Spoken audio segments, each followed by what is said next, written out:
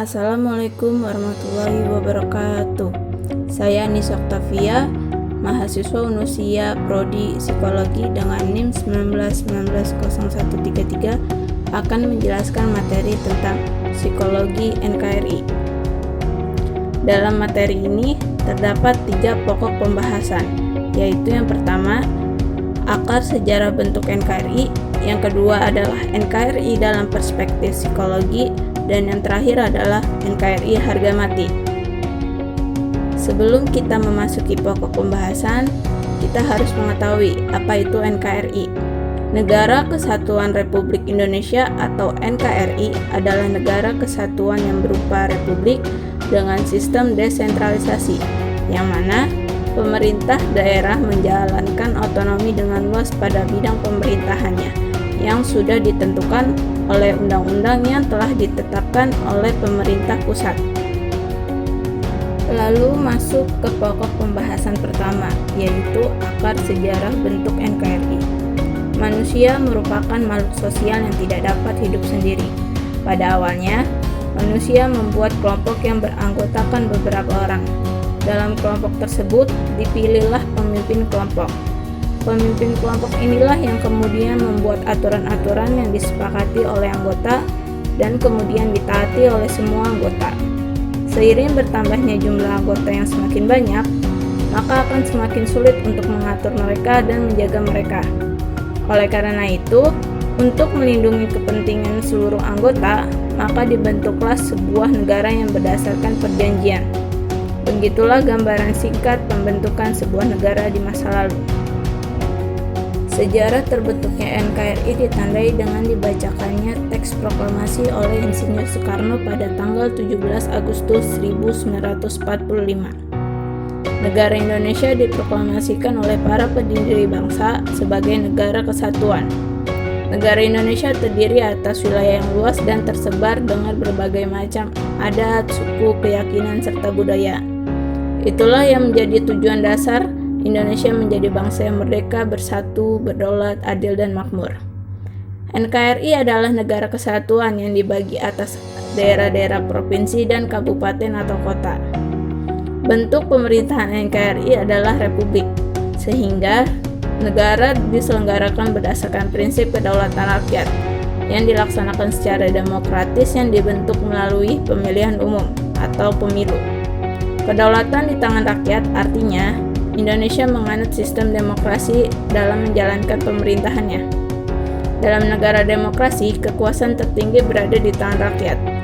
Hal ini diartikan sebagai pemerintahan dari rakyat, oleh rakyat, dan untuk rakyat.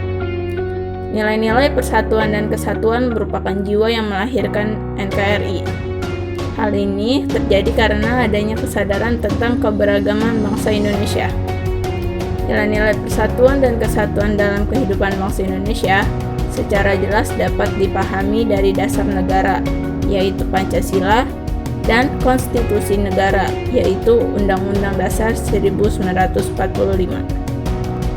Selanjutnya adalah unsur-unsur pembentuk negara. Pada tanggal 17 Agustus 1945 dulu, Indonesia menyatakan kemerdekaannya dengan sebuah proklamasi. Namun setelah itu, perjuangan para pahlawan kita tidak berhenti sampai di situ. Butuh kerja keras agar negara Indonesia diakui. Harus ada pemerintah yang berdaulat untuk bisa diakui sebagai negara. Negara adalah suatu organisasi dari sekelompok atau beberapa kelompok manusia yang sama-sama tinggal dalam satu wilayah tertentu dan mengakui adanya satu pemerintahan yang mengurus tata tertib serta keselamatan sekelompok atau beberapa kelompok manusia tersebut. Suatu negara baru bisa diakui kalau memiliki beberapa unsur-unsur berikut. Yang pertama adalah rakyat. Rakyat adalah sekumpulan orang yang memiliki ideologi sama dan tinggal di pemerintahan atau daerah yang sama, serta memiliki hak dan kewajiban yang sama, yaitu untuk membela negaranya jika diperlukan. Yang kedua adalah wilayah. Wilayah negara adalah daerah yang menunjukkan batas-batas suatu negara, di mana dalam wilayah tersebut negara yang bersangkutan dapat melaksanakan kekuasaannya. Yang ketiga adalah pemerintah yang berdaulat. Pemerintah yang berdaulat adalah pemerintahan yang mempunyai kekuasaan tertinggi yang dihormati dan ditaati, baik oleh seluruh rakyat negara itu sendiri maupun oleh negara lain. Yang terakhir adalah pengakuan negara lain. Pengakuan dari negara lain sangat penting agar suatu negara bisa mendapatkan haknya di mata internasional. Terdapat dua jenis pengakuan. Di antaranya, yang pertama adalah de facto, berupa fakta atau fisik, yaitu kenyataan berdirinya suatu negara. Yang kedua adalah de jure atau hukum, yaitu pengakuan secara tertulis dan resmi. Selanjutnya adalah faktor pembentuk NKRI. Negara Kesatuan Republik Indonesia terbentuk karena beberapa faktor, yaitu 1. Adanya persamaan nasib, yaitu penderitaan bersama di bawah penjajahan bangsa asing selama kurang lebih 350 tahun. Yang kedua adalah adanya keinginan bersama untuk merdeka dan melepaskan diri dari belenggu penjajahan. Yang ketiga, adanya kesatuan tempat tinggal, yaitu wilayah Nusantara yang terbentang dari Sabang sampai Merauke. Dan yang terakhir adalah adanya cita-cita bersama untuk mencapai kemakmuran dan keadilan sebagai suatu bangsa. Lalu masuk ke pokok pembahasan yang kedua, yaitu NKRI dalam perspektif psikologi. Dalam pokok pembahasan ini, kita melihat NKRI dalam perspektif psikologi dari dua hal, yaitu dari unsur-unsur pembentuk negara dan faktor-faktor pembentuk NKRI. Pertama, dilihat dari unsur-unsur pembentuk negara. Yang pertama adalah unsur rakyat. Manusia pada dasarnya adalah makhluk sosial. Oleh karena itu, manusia perlu berinteraksi dengan orang lain. Dalam hal ini, rakyat merupakan salah satu contoh bentuk interaksi sosial. Namun, dalam kaitan psikologi, rakyat mempunyai hak dan kewajiban yang sama di dalam negara. Apabila setiap rakyat hak dan kewajibannya dibeda-bedakan, maka akan timbul kecemburuan. Rasa cemburu itu sendiri disebabkan oleh kemarahan yang menimbulkan sikap jengkel yang ditujukan kepada orang lain. Orang yang cemburu seringkali merasa tidak tentram dalam hubungannya dengan orang lain. Hal ini akan sangat mempengaruhi psikis manusia. Maka dari itu, setiap rakyat Indonesia harus memiliki hak dan kewajiban yang sama di mata hukum. Yang kedua, unsur wilayah. Suatu negara harus memiliki wilayah yang menunjukkan batas-batas wilayah negara tersebut. Apabila suatu negara tidak mempunyai batas-batas wilayah tertentu, maka wilayah negara tersebut akan dimasuki oleh sembarangan orang, termasuk orang yang tidak sesuai dengan budaya negara tersebut. Apabila hal tersebut terjadi, akan ada kemungkinan para warganya akan mengikuti budaya atau sikap dari orang tersebut. Hal ini dikarenakan pada dasarnya manusia memiliki sifat konformitas, yaitu mengikuti perilaku orang lain. Selain itu, tidak ada batasan dalam suatu wilayah negara dapat mengakibatkan terjadinya eksploitasi dari berbagai pihak. Hal ini akan menyebabkan warga negaranya merasa depresi, bahkan stres. Maka dari itu, setiap negara harus memiliki batasan wilayahnya sendiri. Yang ketiga, unsur pemerintah yang berdaulat. Suatu negara harus mempunyai pemerintah yang berdaulat. Hal tersebut penting karena suatu negara harus mempunyai pemerintah yang memiliki kekuasaan tertinggi yang harus dihormati dan ditaati. Apabila unsur ini tidak ada, maka orang akan semena-mena dalam melakukan tindakan. Hal ini akan mengakibatkan banyaknya tindakan kriminal yang terjadi. Apabila tindakan kriminal semakin banyak, maka sebagai rakyat dari suatu negara, kita akan merasa tidak aman di dalam negara tersebut dan akan menimbulkan sikap cemas. Oleh karena itu, pemerintah yang berdaulat sangat penting berada di dalam suatu negara agar kehidupan berbangsa dan bernegara dapat berjalan dengan lancar serta rakyat negaranya merasa tentram dan aman. Yang keempat, unsur pengakuan dari negara lain. Selain 3 unsur di atas, suatu negara perlu adanya pengakuan dari negara lain. Hal itu dikarenakan agar suatu negara bisa mendapatkan haknya di mata internasional.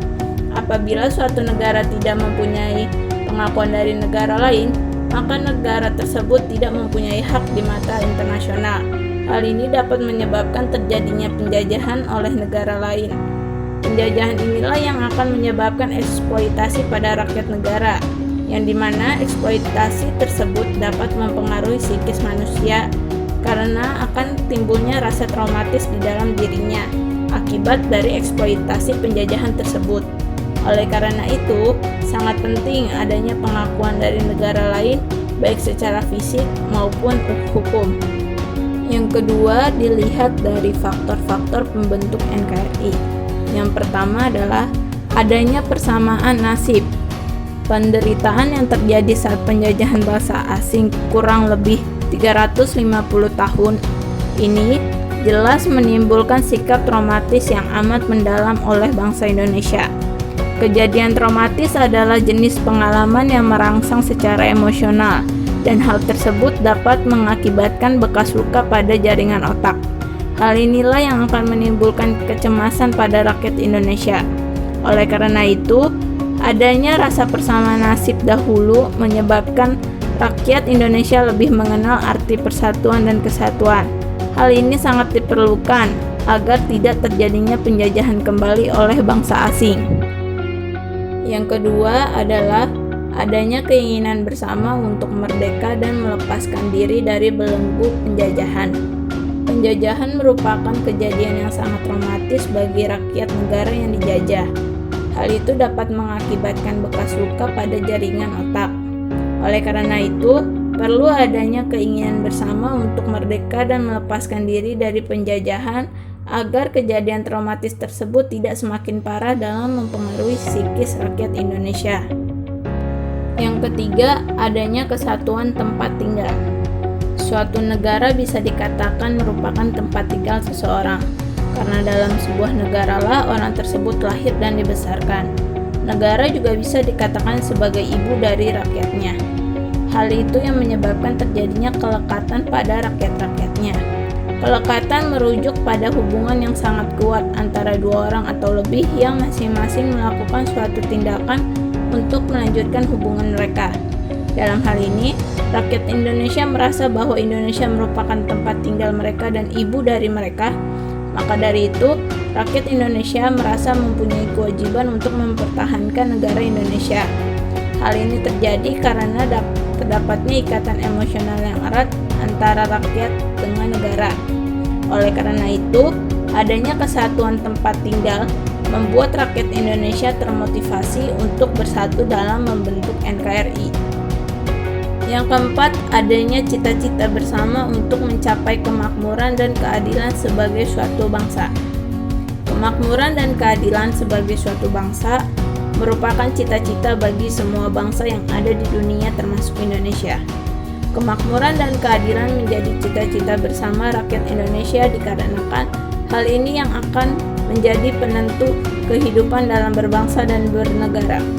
Apabila tidak tercapainya kemakmuran dan keadilan, maka rakyat Indonesia tidak dapat menjalankan kehidupan dalam berbangsa dan bernegara.